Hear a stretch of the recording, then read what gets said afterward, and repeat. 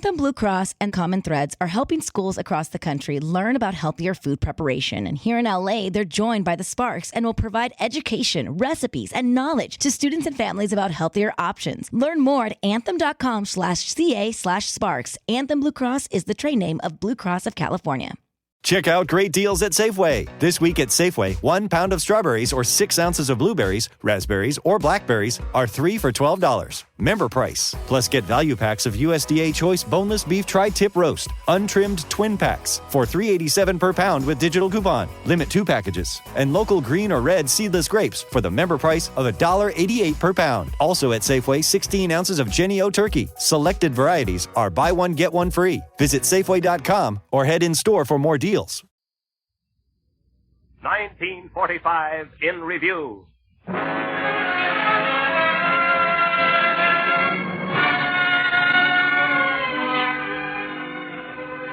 The Mutual Network presents its annual summary of the news of the year. Featuring, from Mutual's file of historic recordings, the voices of President Harry S. Truman, the late Franklin Delano Roosevelt, Winston Churchill, General Dwight D. Eisenhower, and Dr. Lisa Meitner, discoverer of the secrets of atomic energy, to the Empire State Building crash. The actual sounds of history in the making. This was 1945.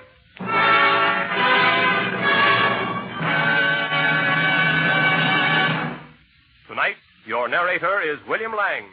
The stars tonight in Bethlehem over the birthplace of the Prince of Peace shine brighter, and they have good cause.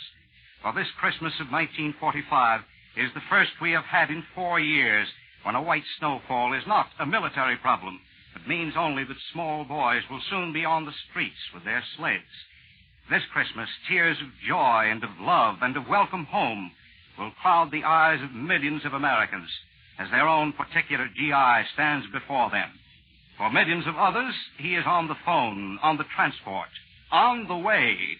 This is the first Christmas in 4 unspeakably long and bitter years that we are at peace. For 1945 was the year that the Second World War came to an end. 1945 was the year that Jap Superman regretted it was necessary to enter the temple, don the ceremonial robes, and dig the harakiri knife deep into their vitals. 1945 was the year the so-called heroes of the glorious Reich swallowed the arsenic in the envelope and crawled into a dark corner to retch and die. This was the year of victory. God rest ye, merry gentlemen.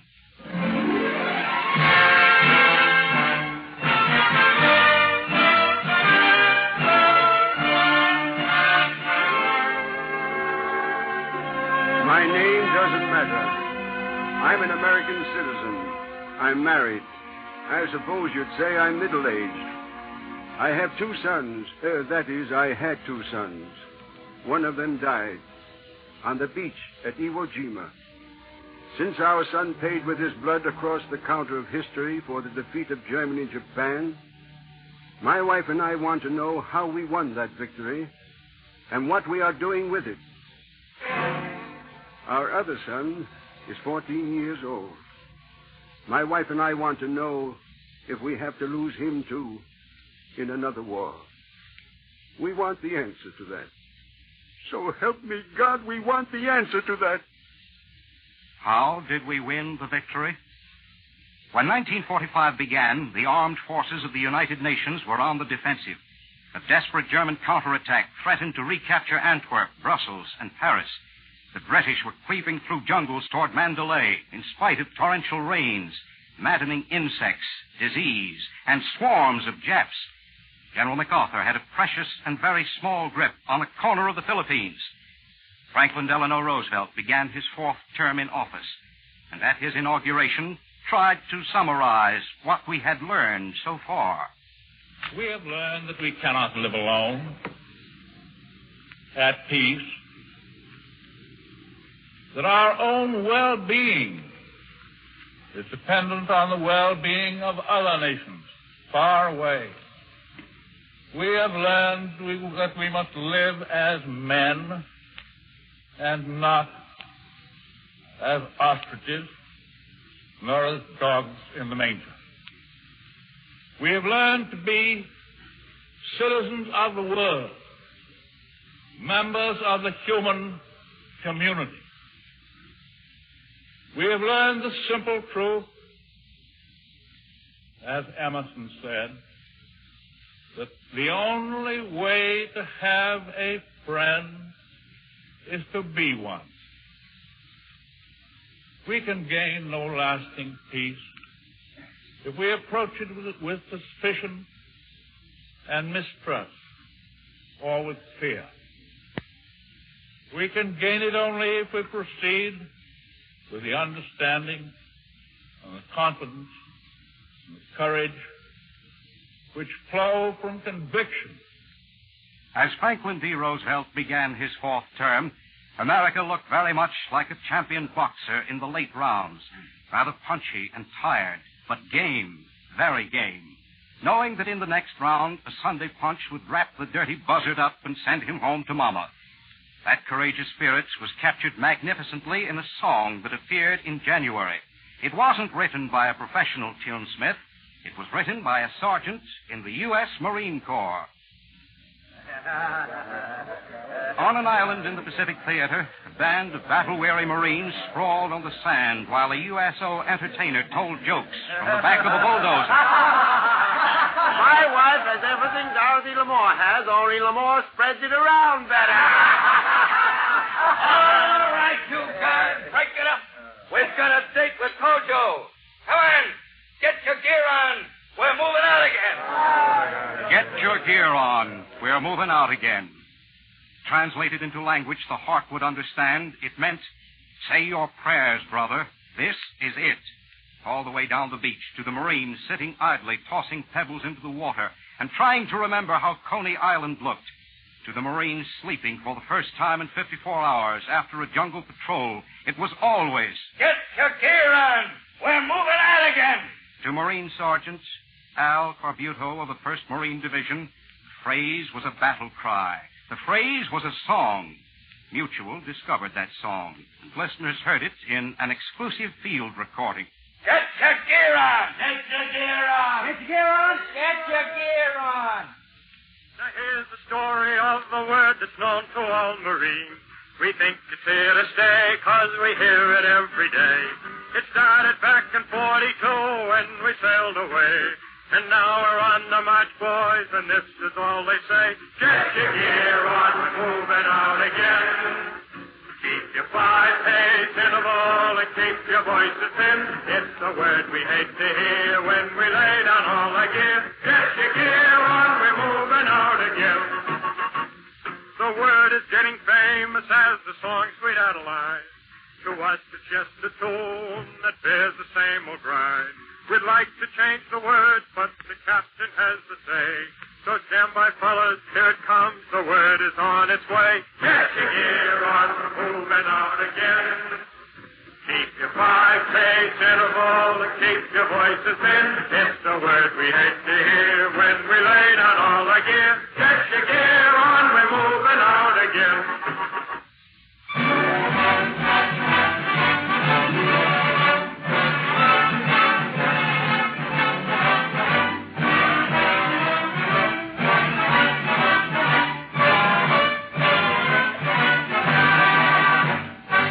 The 1st Marine Division was looking forward to a date with a certain gal in Tokyo, Tokyo Rose, whose Mae West voice had propagandized for Japan over the shortwave radio.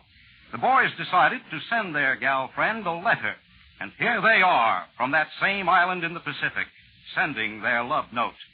Dear Tokyo Rose, because for so many, many months now you've entertained the Marine Corps in general and the 1st Division in particular, we feel that the only gentlemanly thing to do is return the compliment.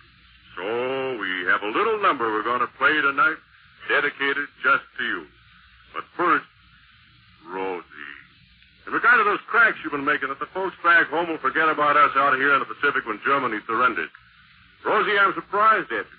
You know, ordinarily you're a pretty smart propagandist. This time you've certainly missed the boat. Why? Well, it's this way. You Japs with your bowing and scraping to the man of the house have about as much family life as these Jeeps parked out here in our motor pool. On the other hand, we and our mothers and sisters and dads and brothers have not only a devotion and a love, but we also have a mutual respect, and that's something you Japs couldn't possibly understand. Now, Rosie, they haven't forgotten us out here, nor will they, and we haven't forgotten them. And now, as I say, just for you, we play Rimsky-Korsakov's Flight of the Bumblebee 29.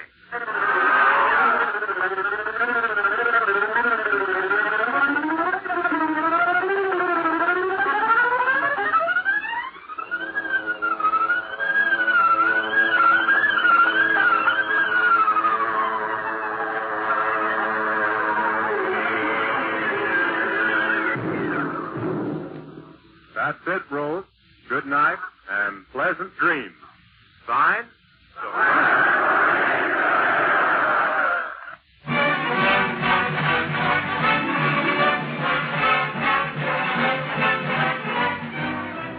Our armed forces in the Pacific moved up and up until by the middle of February they had blasted the Jap out of most of the Philippines. In Manila, General Douglas MacArthur turned over the reins of government once more to Philippine President Osmeña. God has indeed blessed our arms. The girded and unleashed power of America, supported by our allies, turned the tide of battle in the Pacific and resulted in an unbroken series of crushing defeats upon the enemy, culminating in the redemption of your soil and the liberation of your people. My country has kept the faith.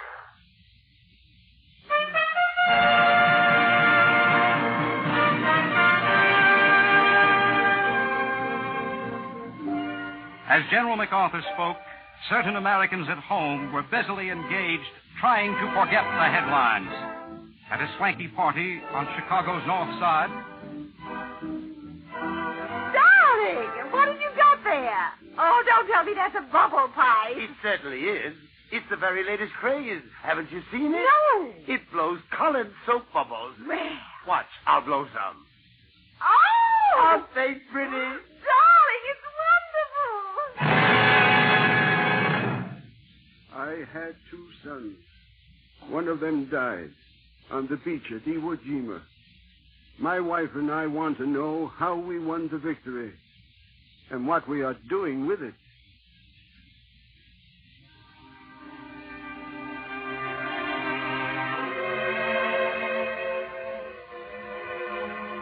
As our military situation improved, Roosevelt flew to Yalta to confer with Winston Churchill and Joseph Stalin.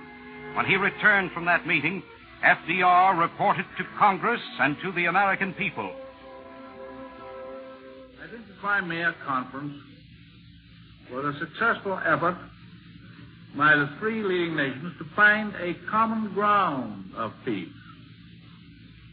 It ought to spell the end of the system of unilateral action, the exclusive alliances, the spheres of influence, the balances of power, and all the other expedients that have been tried for centuries and have always failed.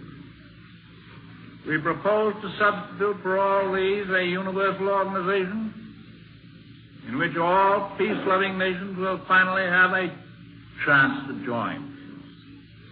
And I am confident that the Congress and the American people will accept the results of this conference as the beginnings of a permanent structure of peace, upon which we can begin to build, under God, that better world in which our children and grandchildren, yours and mine, the children and grandchildren of the whole world, must live and can live.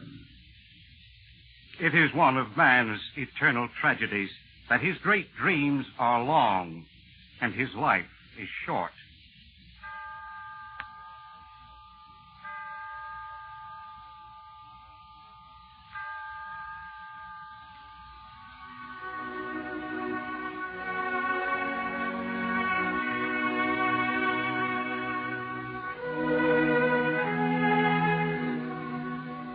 To the people of the United States, It has pleased God in His infinite wisdom to take from us the immortal spirit of Franklin Delano Roosevelt, the 31st President of the United States. The leader of his people in a great war, he lived to see the assurance of the victory, but not to share it. He lived to see the first foundations of the free and peaceful world to which his life was dedicated, but not to enter on that world himself. His fellow countrymen will sorely miss his fortitude and faith and courage in the time to come. The peoples of the earth who love the ways of freedom and hope will mourn for him.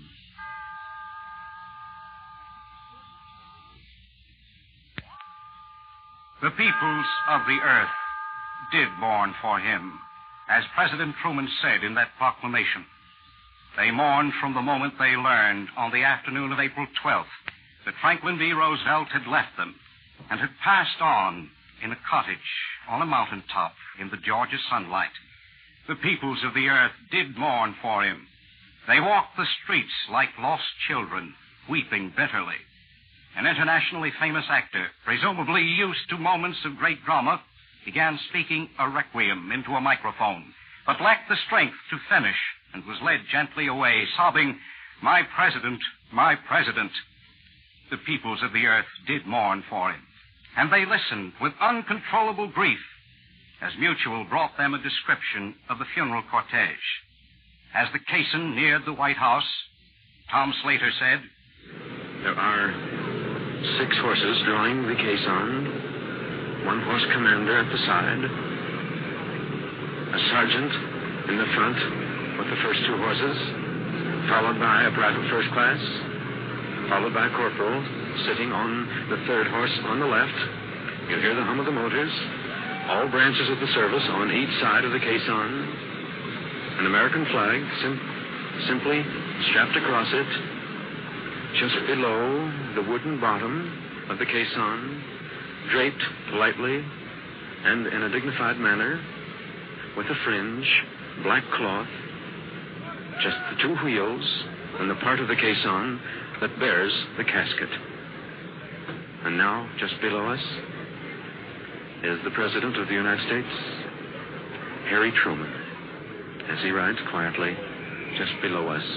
The other cars, carrying the family, members of the Cabinet, Judiciary, Senate, Diplomatic Corps, representatives of our allies below us. It's a beautiful and a dignified sight. A sight to make your heart jump a bit faster. The crowd now, the caisson has passed, the crowd turning to each other and talking, discussing what they have just seen, realizing a very important moment in history just passed them by. The peoples of the earth did mourn for him, and their sorrow was personal. They listened as radio brought them word of the burial in a rose garden at Hyde Park. Walter Compton said, "There were 3 volleys, and at the first volley, the little dog, Fala, jumped and barked very sharply. And I got the impression that perhaps that, too, was a last salute to Franklin Roosevelt. Then the drums started again. A bugler stepped forward and taps sounded forth over the lovely countryside in which Franklin Roosevelt has been buried. The pallbearers slowly rolled back the flag of the United States, which had covered the casket, folded it, presented it to the widow. And the people grieved, for they were his next of kin, all the people.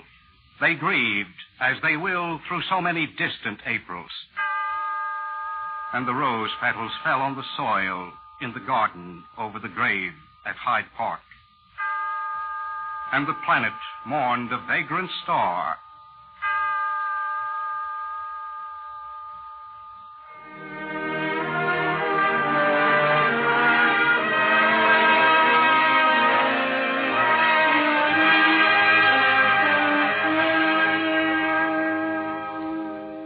At 7:08 p.m. on the evening of April 12th, Harry Truman stood before Chief Justice Harlan Stone, took the oath, and became the 32nd President of these United States. 4 days later, he appeared before Congress and said, "At this moment, I have in my heart a prayer. As I have assumed my heavy duties, I humbly pray Almighty God, in the words of King Solomon, give therefore thy servant an understanding heart, to judge thy people, that I may discern between good and bad. For who is able to judge this, thy so great people? I ask only to be a good and faithful servant of my Lord and my people."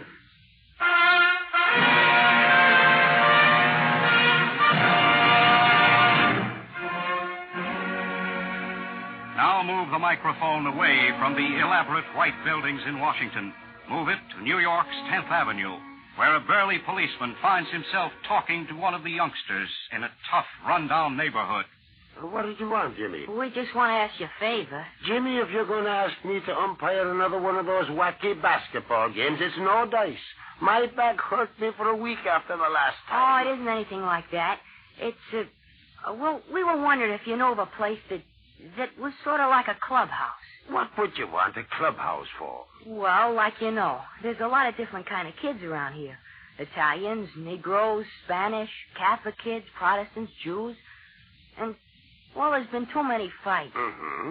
Last week, Joey Ferguson got hit with a pop bottle, and they had to take him to Bellevue and put stitches in his head. I see. So, me and a couple other guys got to thinking, and we decided the fighting's no good. Next thing you know, somebody might get killed. It's no fun living in a neighborhood like that. I see, Jimmy. We want to hold a meeting, get everybody together, and see if we can't get everybody to quit coming out on the street looking for an argument. So could you help us find a room to hold the meeting? You can bet your bottom dollar I will, Jimmy. I'll find your meeting place. You boys don't know it, Jimmy, but you've got hold of a big idea. Yes, sir, the biggest idea in the world.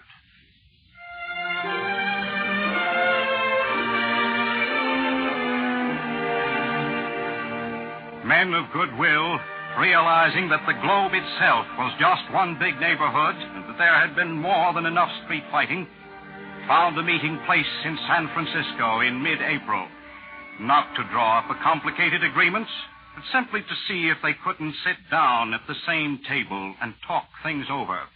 Addressing the San Francisco conference, Secretary of State Edward R. Stettinius said, "Courage we must have to carry us through trying delays and temporary misunderstandings and lesser differences to the fulfillment of our common purpose.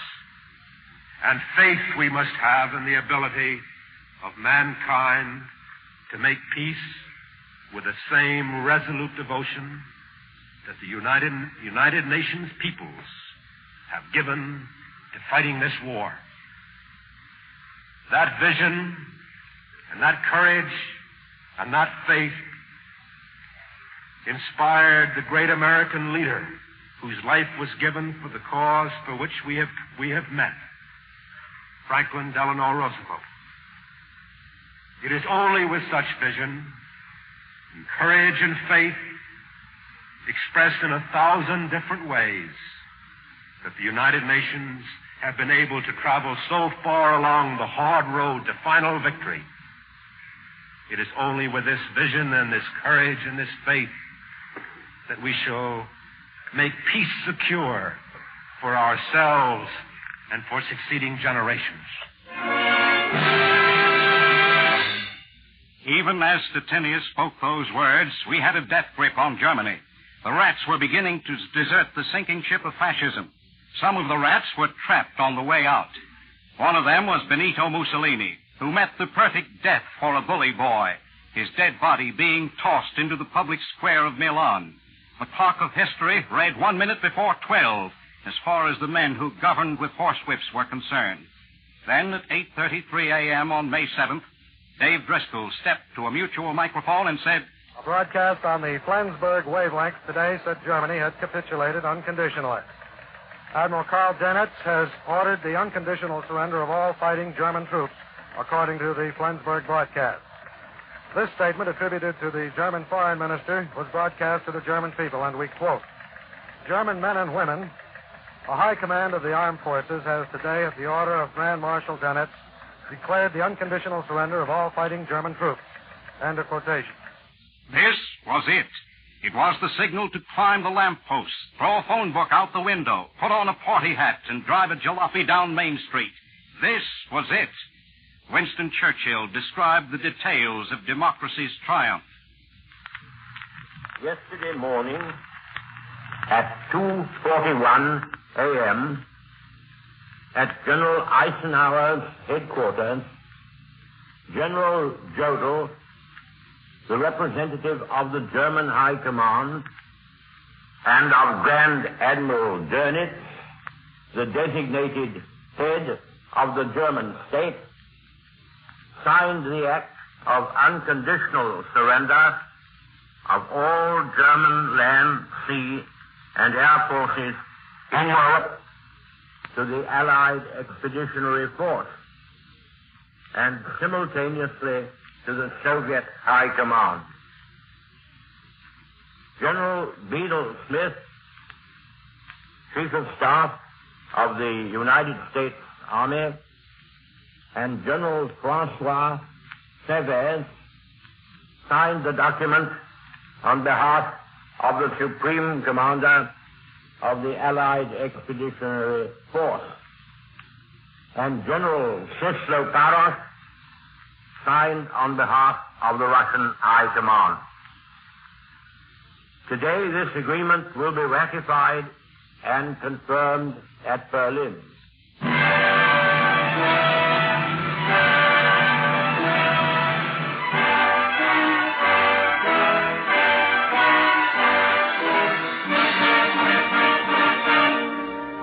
The good news kept pouring in. Goebbels had committed suicide. Hitler had probably died in the Reichschancellery. 6 German field marshals, including Fatso Goering, had been captured. This was it. Victory in Europe. In public squares throughout the nation, crowds of Americans went wild.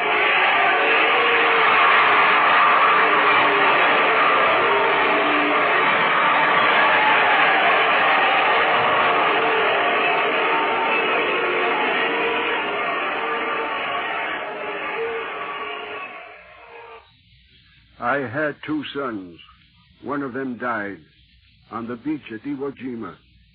My wife and I want to know how we won the victory in Europe and in Japan, and what we are doing with it.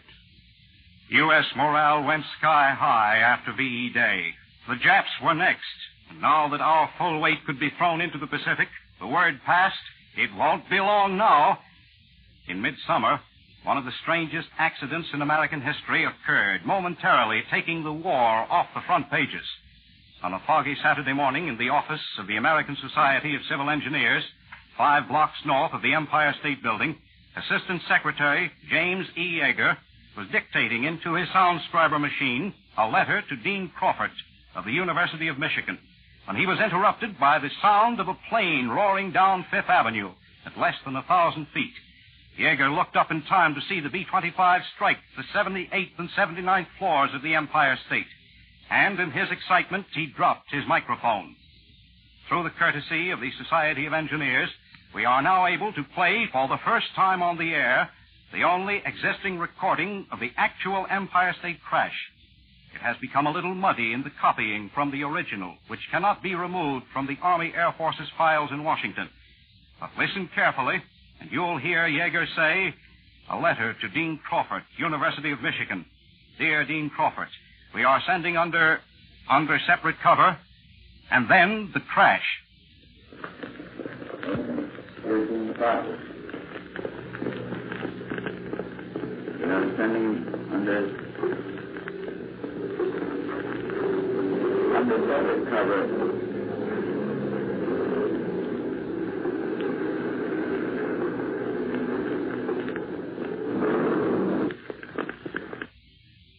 Let's play it again, this most unusual record. A letter to Dean Crawford, University of Michigan. Dear Dean Crawford, we are sending under the perfect cover.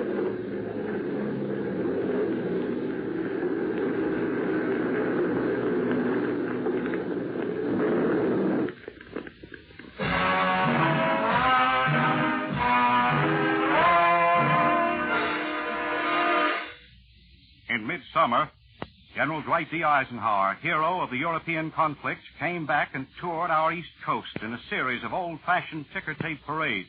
He stopped to address a joint session of Congress, too, and to remind Congress...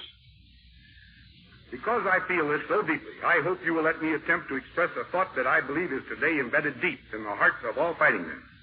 It is this. The soldier knows how grim and black was the outlook for the Allies in 1941 and 1942. He is fully aware of the magnificent way the United Nations responded to the threat.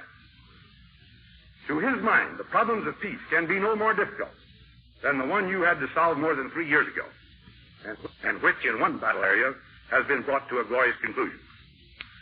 He knows that in war, the threat of separate annihilation tends to hold allies together. He hopes we can find in peace a nobler incentive to produce the same unity. As the general spoke here in America, in England, the British people faced a new vital problem. Winston Churchill stood before the British and asked them to decide if he should continue as their leader. He based his plea to stay in office on the fact that there was work to be done in the Pacific. I wish I could tell you tonight that all our toils and troubles were over. Then, indeed, I could end my 5 years' service happily. And if you thought you had had enough of me and that I ought to be put out to grass, I assure you I would take it with the best of grace. But on the contrary, I must warn you, as I did when I began this 5 years' task, and no one knew then that it would last so long, that there's still a lot to do. History will have to judge exactly why, but the British decided that they'd had enough of Winston Churchill, and the Labour Party's Clement Attlee became Prime Minister. In England, in a small cottage, an Englishman and his wife had just heard the news of Attlee's election. Well, darling, why don't you celebrate? My man lost, yours came in. I don't feel like celebrating, Tom. Well, but Mary, you campaigned for Attlee, and you... It isn't that. Well, then what's wrong? Well, it's hard to say exactly. In a way, even though I voted against him, I miss the bowler hat and the air raid suit and the cigar. The way he held up two fingers and the V-times every time we saw him at the cinema. Oh, getting sentimental? Oh. Didn't you tell me that you women were realistic and we men were incorrigibly romantic? It isn't sentimentality, though. It's much more frightening than that. Frightening? Yes. Something's gone out of the world, Tom. Roosevelt's dead. Now Churchill's out of office. A whole era seems to be passing away. Whatever you may have thought of the two men, they were such dynamic personalities. They were such leaders. Who'll replace them? What kind of men? Where will they take us? A world is dying. What kind of new world is being born? A world is dying, and a new world is being born. What kind of world? A world of...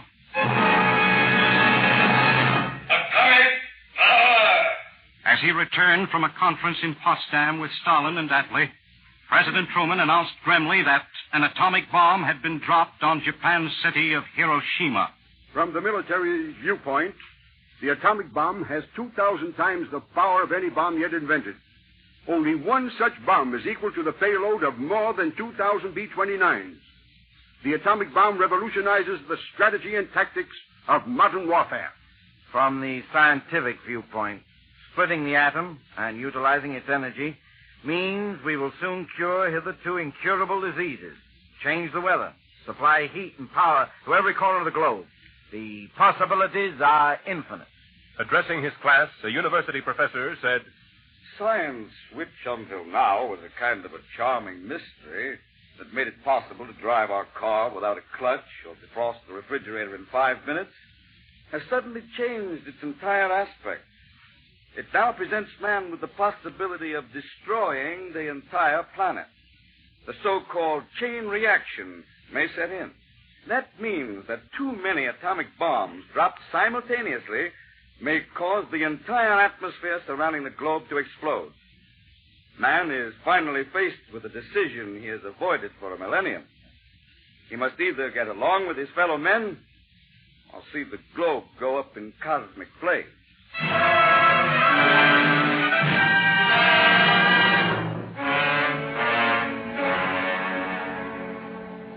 One look at the atomic bomb, and the Jap was ready to throw in the towel.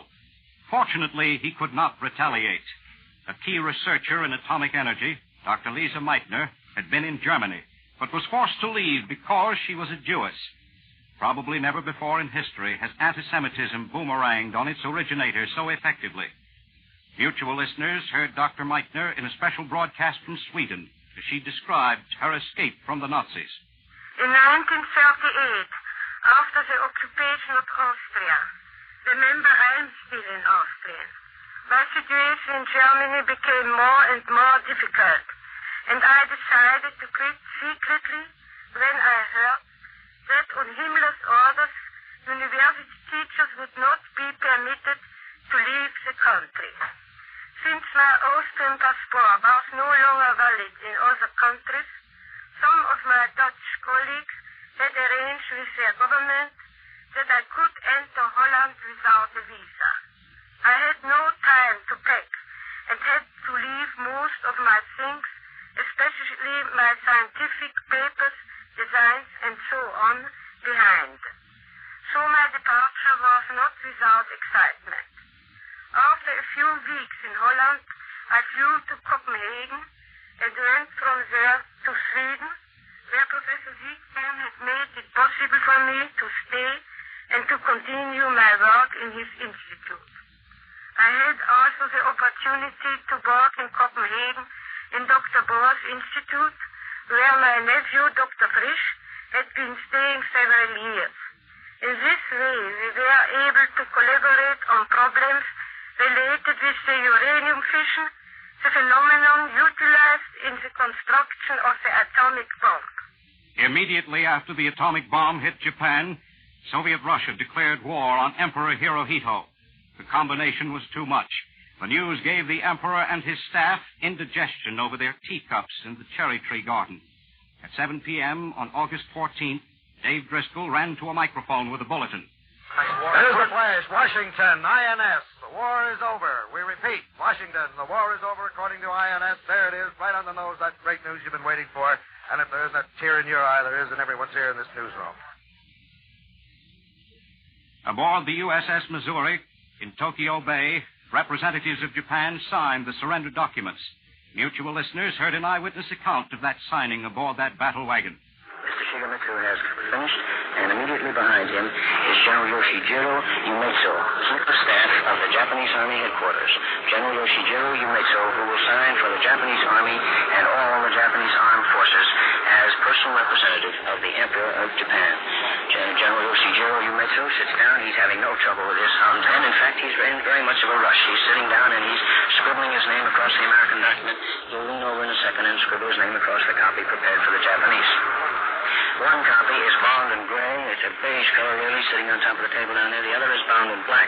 If the black copy is for the Japanese, it is certainly in effect because their nation is in mourning today on this tragic day in their history, and they all are looking extremely grim, as if they were attending a funeral. As Americans celebrated VJ Day, they wondered about a joke that had prevailed throughout the Jap War.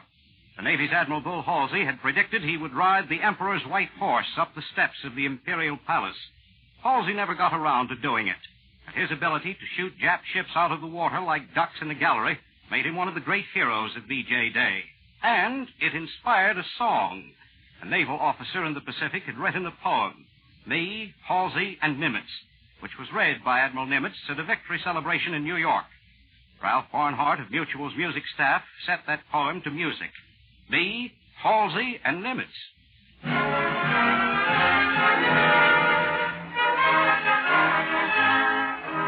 me and Halsey and Nimitz are having a wonderful time. What we ain't uprooting by bombing and shooting would fit on the face of a dime. The Japs are a face-saving nation, and that may be true as can be. They're taking a pushing all over the place. We're giving them arsenic, minus old lace. They're getting a kicking, but not in the face. From Nimitz and Halsey and me.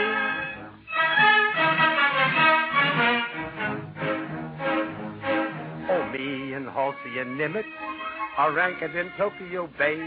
This place is just dripping American shipping. They stretch for a hell of a way. We hear that the fighting is finished, and that is the way it should be. Remember Pearl Harbor? They started it then. We're warning them never to start it again. For we have a country with millions of men, like Nimitz and Halsey and me.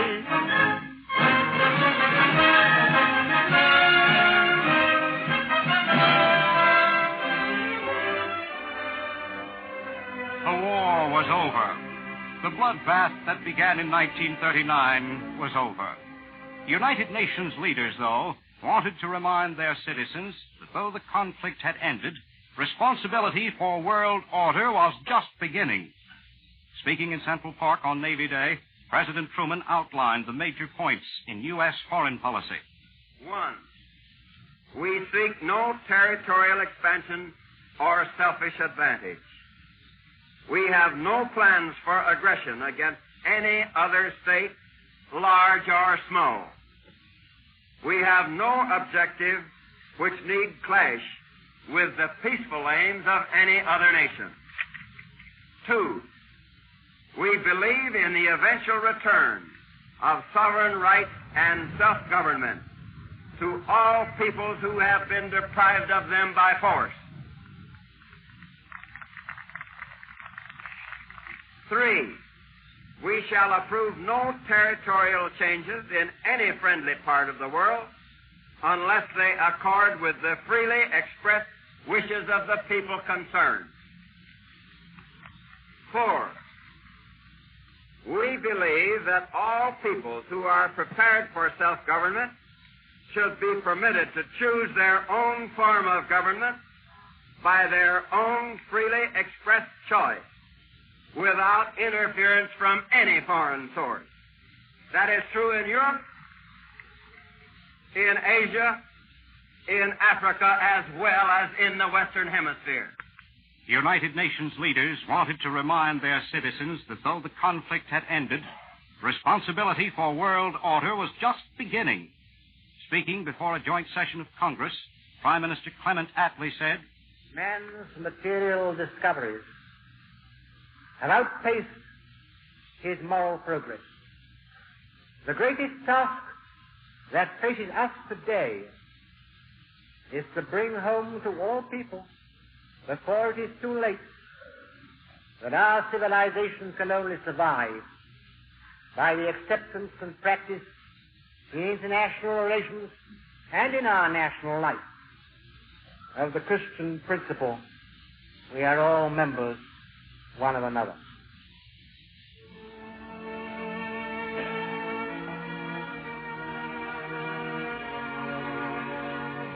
So we won the victory, and the night of war was over. And in the sunrise, we set sail on the uncharted seas of world peace. But still, over my son's body, the sand whirls and the tropic winds, time without end. But still, my other son alive waits for the answer. What are we doing with the victory his brother died for? Will others have to die soon again for the mistakes of a generation?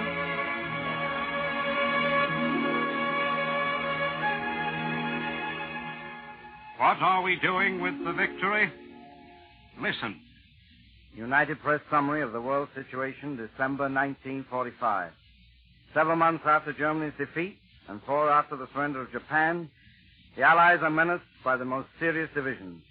They were in dispute over four-power rule in Germany, over Russia's rule in Bulgaria, Romania, Hungary, and Poland, over the results of British power in Greece. Russia was sharply critical of American rule in Japan, feeling she was entitled to a share in that rule because Japan is so close to her shores. Marshal Tito of Yugoslavia was making menacing gestures toward Greece. Russia and Turkey were in dispute over the Dardanelles. What were Americans doing about this? Come on, let's get into the car and go on a picnic.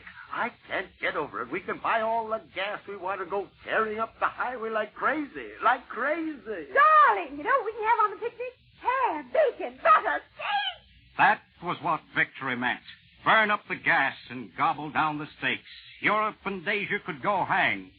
If the war had proven anything at all, it was that whether or not there was a brotherhood of nations, ensuring world peace was eminently a question for each and every American citizen to work at, as though it were a job, 24 hours a day. But Americans were too busy for this. They had discovered that with the new streamlined bubble pipe and a little practice, you could blow yourself a beautiful rainbow right in your own living room. Darling, that bubble pipe is sensational. Let me try it. Here, go on. Dip the metal ring in the jar where the liquid soap is. That's right.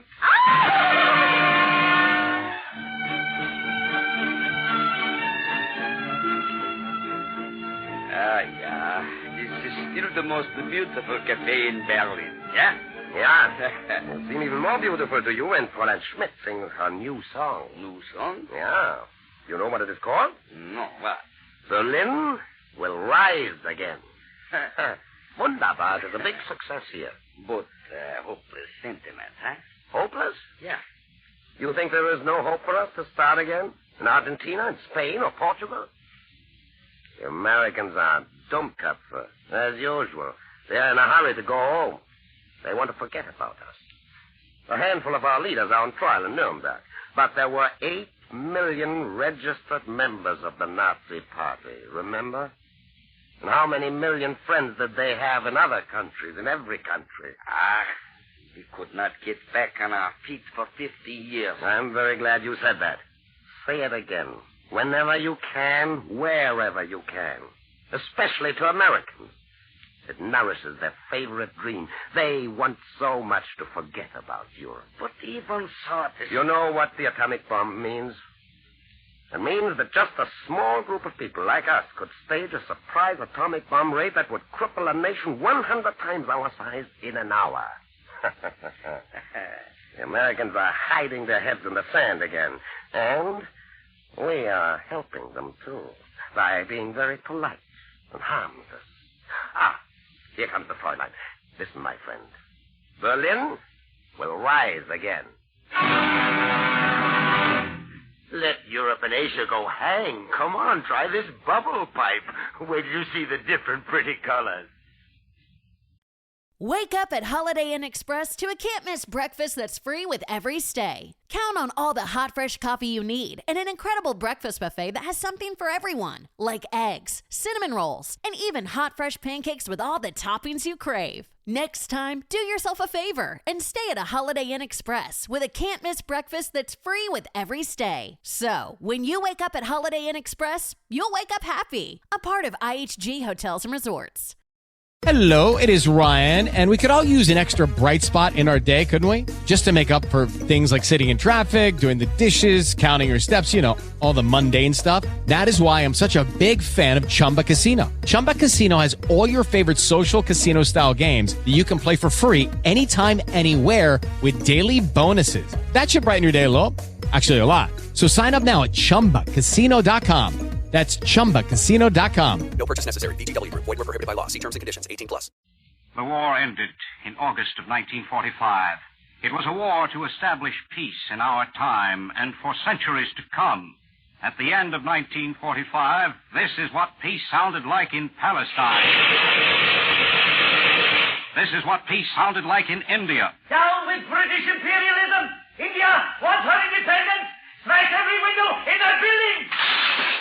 This is what peace sounded like at home, in Detroit and in Pittsburgh. It is utterly impossible for us to grant that wage increase. The company can't afford it. Is that so? Then why can't we see the books? If that's the truth, what are you hiding the books for? I said we won't budge until you stop demanding so much money. And I said that until you meet our demands, we'll strike, strike, strike. At the end of 1945, this is what peace sounded like in China. China has been at war for more than 14 years. China is sick. China is tired. China is hungry. When Japan surrendered, the Chinese people hoped that China's agony had come to an end. But now we are in civil war. Now Ambassador Hurley has left Chongqing, and he says that the United States does not know what policy to pursue. China has looked to the strong nations of the West to lead her out of chaos. But still the civil war goes on. Still Chinese shiver in the cold by the roadside, not daring to look at the ditches where the bodies of Chinese children lie dead of starvation. Have a bubble pipe. Come on, never mind listening to the news broadcast. See if you can't get some hot jive on that radio. Hey, have you heard the new tune? Brother, it's zoot, cute, and solid to boot. It goes, chickadee-chick, chala-chala, check-a-la-roll-me in a banana. What are we doing with the victory? Dave Driscoll, Director of News for WOR, returned from a flying trip around the world in November. Said Mr. Driscoll, even during a hurried trip around the world by air, one is sharply aware of the frightening trend back toward isolationism in the United States. Congressmen and senators are constantly harassed by citizens clamoring for a quick return of American troops from overseas. The serviceman in the far corners of the globe, understandably, is impatient to return and cannot conceive why he isn't home now, much less scheduled to go home within a few weeks. He says, and this is understandable too, that he never wants to see Africa, India, China, or Europe again. As an American, I can readily understand why he feels that way. For even on a fast world tour, something very deeply rooted in our way of living leaves you as your plane flies over the coastline and heads for Europe. You don't feel that something again until you fly in over the Golden Gate Bridge at San Francisco. We are truly justified in feeling proud, almost to the point of being selfish, about the United States. But unfortunately, too many of us do not seem to realize we are living in an age that is actually far ahead of our scientific imagination, which in itself is prolific indeed. Every American should have an opportunity to see Hiroshima or Nagasaki. If he had that opportunity, he would never laugh or joke about an atom bomb, and he would realize why isolationist thinking can only lead to World War III. We cannot think of world organization and cooperation unless we are internationally minded. If we try to play the game alone and stand like an ostrich with our head in the sand, most informed American military commanders overseas believe we will have fought and won the war for nothing and find ourselves on the path to further conflict.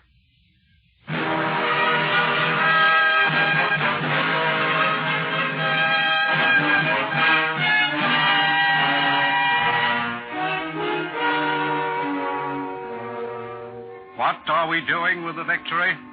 Do you begin to see the answer now? I see that my son, who is alive, will tomorrow or next year put his life away in the attic along with his civilian clothes, and then march down the street holding back the tears as he sees us waving from the doorstep, as he goes to another war we might have prevented, another war for which we, his parents, will be to blame. What are we doing with the victory? Do you begin to see the answer now? Because of my position, gentlemen, naturally I can't talk officially. This is off the record. But on the basis of my experience as a military commander, I assure you that the next war probably won't last more than 15 minutes. Of course, I'm speaking of the atomic bomb. A well-planned surprise raid on our east or west coast could kill a third of our population in that time. Lucky Land Casino, asking people, what's the weirdest place you've gotten lucky? Lucky? In line at the deli, I guess? Aha, in my dentist's office. More than once, actually. Do I have to say? Yes, you do. In the car before my kids' PTA meeting. Really? Yes. Excuse me, what's the weirdest place you've gotten lucky? I never win and tell. Well, there you have it. You can get lucky anywhere, playing at LuckyLandSlots.com. Play for free right now. Are you feeling lucky? No purchase necessary. Void where prohibited by law. 18+. Terms and conditions apply. See website for details. What would happen if enemy atomic raiders continued on deep into the middle of the continent is beyond imagination. And that is precisely what is going to take place, gentlemen, unless we make the United Nations organization strong enough to keep the peace. There isn't any sense ducking the issue. The nation that certain persons believe we are going to war with is Soviet Russia. Neither the Soviet people nor the American people want such a war. It would be pointless, and probably neither of them could survive it. From the point of view of physical destruction alone, it would mean the collapse of civilization as we know it. But most Americans cannot be bothered with such problems. They have more important problems. For instance... The song goes like this. Chickary-chick, chala, chala, chickle-a-roll. Cute, isn't it?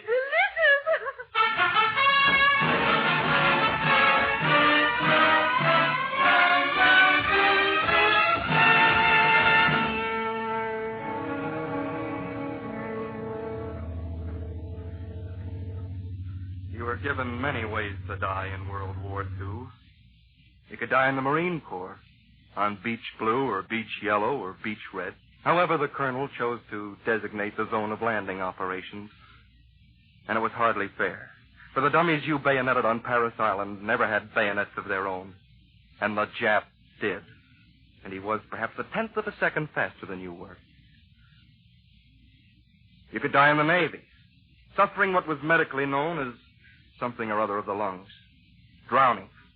So that the pin on the strategy map in the Pentagon building might be moved half an inch closer to Tokyo Bay and provide the armchair experts at home with especially dramatic material to discuss over the bridge table.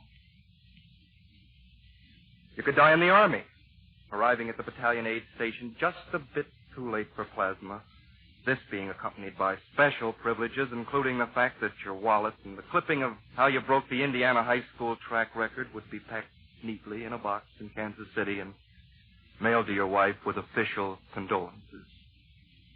The box being placed on a shelf as a kind of tax levied on all those who loved you. A tax for half-read editorials and headlines skipped for the movie reviews. Or, if you were a general, you could die after helping win the war in an accident. To be buried far from your native soil, beside your men, in a Luxembourg cemetery. You could die as a civilian, too. As one civilian did who was 6 years old and now clutches his toys beneath the soil of Coventry through all eternity. 260,000 Americans will never go home again. 650,000 Americans were wounded, and many of them will go through life without arms, without legs, or without the priceless blessing of eyesight. Freedom's dead lie from Cape Town to Kunming, from Midway to Narvik. 50 million human beings died in the Second World War. This is a kind of mathematics understood only by the Lord God himself. But this you can understand. The only thing that gave the dying any meaning was the belief that it would add up to something. The belief that it would bring a decent world where men had half a chance of happiness. Where it's in the Atlantic Charter. All the men in all the lands may live out their lives in freedom from want and fear.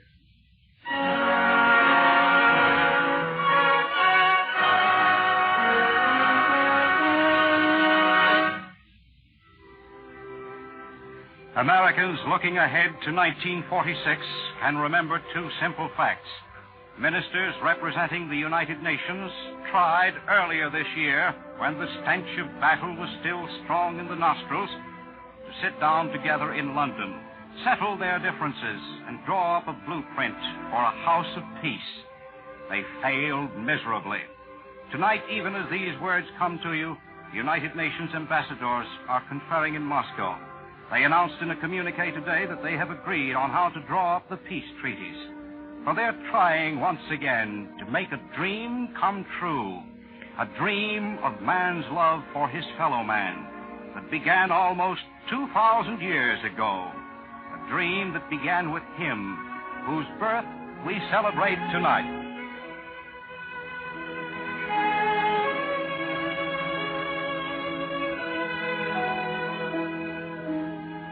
Americans looking forward to 1946 might well recall the words spoken by Abraham Lincoln in a message to Congress on December 1st, 1862.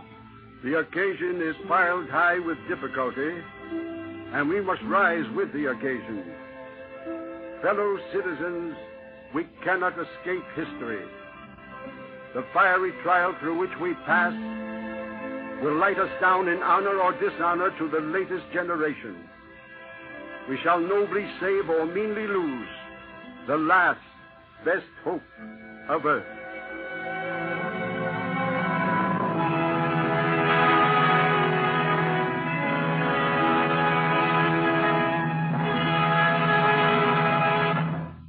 Mutual has presented 1945 in Review, its annual summary of the news of the year. The program was written by Howard Merrill and directed by Roger Bauer. Your narrator was William Lang, and the orchestra was under the direction of Sylvan Levin.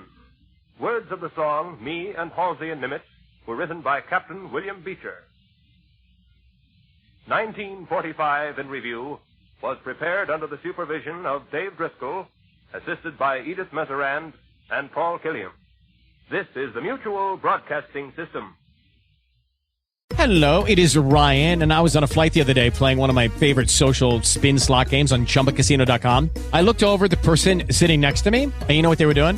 They were also playing Chumba Casino. Coincidence? I think not. Everybody's loving having fun with it. Chumba Casino is home to hundreds of casino-style games that you can play for free anytime, anywhere, even at 30,000 feet. So sign up now at ChumbaCasino.com to claim your free welcome bonus. That's ChumbaCasino.com and live the Chumba life. No purchase necessary. VGW. Void where prohibited by law. See terms and conditions. 18+. Hello, it is Ryan, and we could all use an extra bright spot in our day, couldn't we? Just to make up for things like sitting in traffic, doing the dishes, counting your steps, you know, all the mundane stuff. That is why I'm such a big fan of Chumba Casino. Chumba Casino has all your favorite social casino-style games that you can play for free anytime, anywhere with daily bonuses. That should brighten your day a little.